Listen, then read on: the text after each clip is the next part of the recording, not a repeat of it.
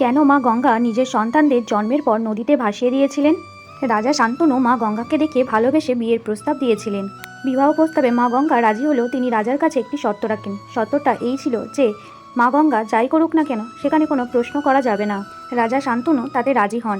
বিবাহের পর যখন তাদের প্রথম সন্তান হয় তখন রাজা খুবই খুশি ছিলেন, কিন্তু মা গঙ্গা সন্তানকে নিয়ে নদীতে ভাসিয়ে দিলেন।